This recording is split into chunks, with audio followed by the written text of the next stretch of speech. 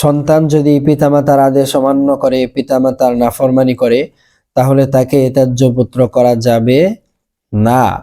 কোনো পিতা যদি তার সন্তানকে ত্যায্য পুত্র করেও যায়, তাকে মিরাস থেকে বঞ্চিত করেও যায়, এরপরও ওই পিতার মৃত্যুর পর ওই সন্তান যাকে ত্যায্য পুত্র করা হয়েছিল সেও অন্যান্য সন্তানদের মতোই মিরাসে অংশীদার হবে।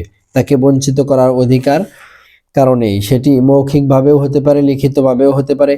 যেভাবে পিতা তার সন্তানকে ত্যায্য পুত্র করুক না কেন, কখনোই সন্তানকে হবে না, ত্যায্য পুত্র হবে না, সে তার মিরাস পাবেই। কারণ এই মিরাস এটি পিতামাতার পক্ষ থেকে সন্তানের কোনো প্রাপ্য নয়, বরং এটি আল্লাহ সুবহানাহু ওয়া তাআলা কর্তৃক নির্ধারিত পিতার সম্পদে পুত্রের বা সন্তানের একটি অংশ।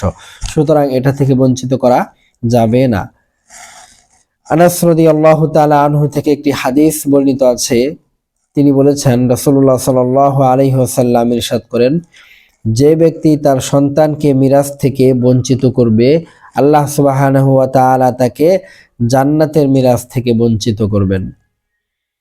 তবে একটি সূরত আছে, যেই সূরতে সন্তানকে সম্পত্তি থেকে বঞ্চিত করা যায়, সেটি হলো সন্তান যদি মুশরিক হয়, সে যদি শিরিক অবলম্বন করে, আল্লাহ সুবহানাহু ওয়া তাআলার একত্ববাদের স্বীকৃতি যদি না দেয়, তাহলে তাকে মিরাস থেকে বঞ্চিত করা যাবে বা সে আপনা আপনি মিরাস থেকে বঞ্চিত হয়ে যাবে।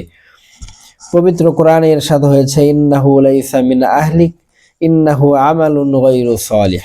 নূহ আলাইহিস সালামের সন্তান ছিল, সে শিরিক অবলম্বন করেছিল, তাওহীদ বর্জন করেছিল, এজন্য আল্লাহ সুবহানাহু ওয়া তাআলা বলেছেন, ও তো তোমার পরিবারস্থ নয়, অতএব সে তো মিরাস পাওয়ার কোনো প্রশ্নই আসে না। ইন্নাহু আমালুন গায়রু সালিহ, ওর অ্যাক্টিভিটি ভালো নয়। সুতরাং কোনো সন্তান যদি শিরিক করে, নাস্তিকতা অবলম্বন করে মুরতাদ হয়ে যায়, তাহলে সে পিতার উত্তরাধিকারী হবে না বা তার সম্পদের মিরাস সেই সন্তান পাবে না।